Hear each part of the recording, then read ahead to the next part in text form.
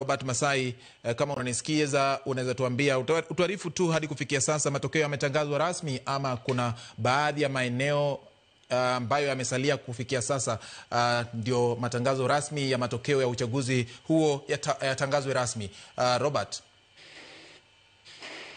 Naam, asante sana. Bila shaka kama ulivyosema, tunakuja moja kwa moja kutoka wadi ya Purko, hapa ni Kajiado ya Kati, na labda kwa faida ya mtazamaji, tayari matokeo yametangazwa na mshindi hata amekabidhiwa cheti. Kama unaona katika ukumbi huu washaondoka kwenda kuanza sherehe, kwa sababu mwaniaji wa kiti cha UDA Amos Mbusia ndiye ameweza kutoa kiti kile baada ya kuzoa kura 2085, na vile vile alikuwa unyo kwa unyo na mgombeaji mwingine wa kiti cha kupitia chama cha DCP ambaye ameweza kuzoa kura 1522, na vile vile kulikuwa na mgombeaji wa kiti cha ODM ambapo kama itakumbukwa kwamba hivi majuzi tu mwenyekiti wa kitaifa wa chama cha ODM Gladys Wanga alikuwa huku kumpigia debe, lakini kidogo bahati haikusimama upande wake, akaibuka katika nafasi ya 3. Lakini hapa ninaye afisa wa IBC ambaye anasimamia uchaguzi. Karibia tu hapa hivi, alafu labda ukiangalia kamera tueleze labda uchaguzi umekuwaje na nani ndiye ametangazwa mshindi rasmi kutoka sasa kwa IBC. Kulingana na vile umesema Bwana Masai, mwenye ametangazwa kuwa mshindi anaitwa Amos Mayai Mbusia, na ameumbuka na ushindi, amepata kura 2085, na tayari ashatangazwa kuwa mshindi na akabidhiwa cheti cha ushindi. Labda uchaguzi imekuwaje tangu asubuhi? Tulianza saa 12 hadi sasa, vituo vilikuwaje na shughuli imekuwaje? Shughuli imekuwa sawa sawa. Tulianza asubuhi na mapema saa 12. Kulikuwa na changamoto hapa na pale, lakini tuliweza kuzitatua na uchaguzi ukaendelea, na watu wapiga kura wa eneo wapiga kura wa Purko Ward wakapiga kura na uamuzi wao ukaheshimiwa. Labda uchaguzi huu unajiri wakati ambapo tume ya IBC hususan wale makamishna na mwenyekiti ndio wameingia afisini mara ya kwanza. Hii inaashiria uwezo wenu wa kuendelea kutekeleza majukumu yenu kwenda mbele ama vipi? Kwa sababu ilikuwa tu ni kama litmus test kwa IBC kuweza kuandaa chaguzi ndogo kote nchini. Ukiangalia hapa Purko, ina kuonyesha picha gani kwenda mwaka 2027 kuhusu uwezo wenu wa kuandaa uchaguzi na mambo kama yale?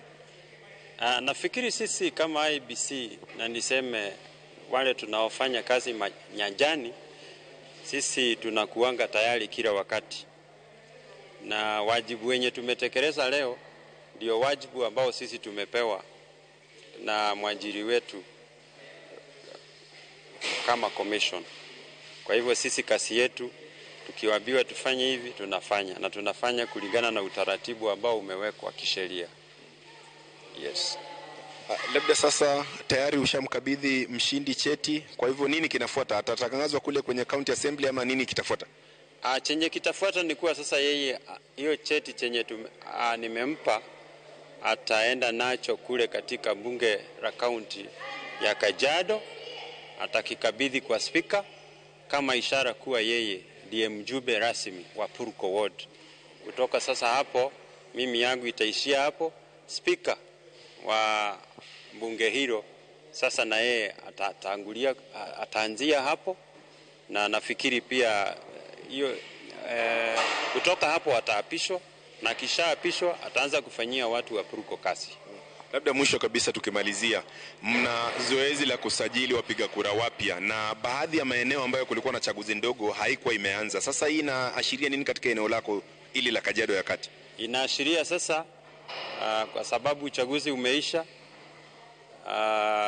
tume gazeti mwenye msajili na mdogo wake, na kuanzia hapo kulingana na vile tutapewa ruhusa na tume, basi sisi tutaanza usajili wa watu.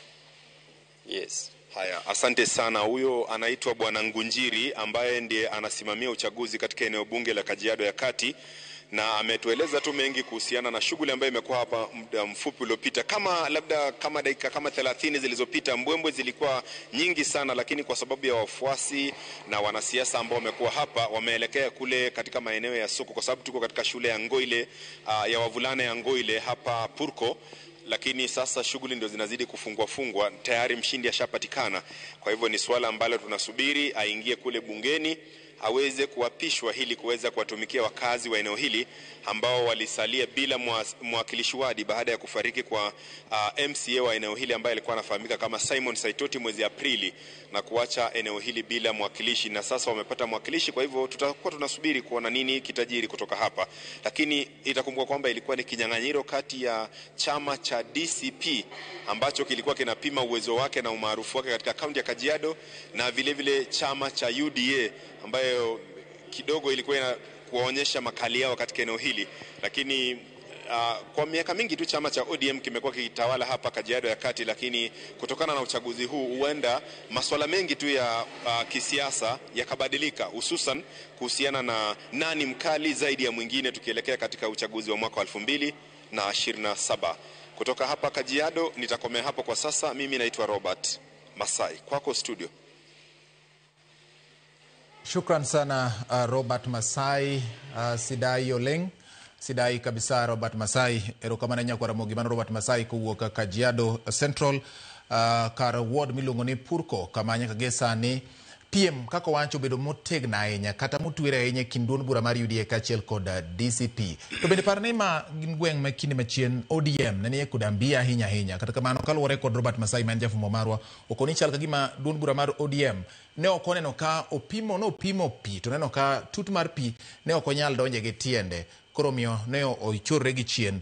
Nyakwara Mogi mago gin duoko mwamedo yudo ka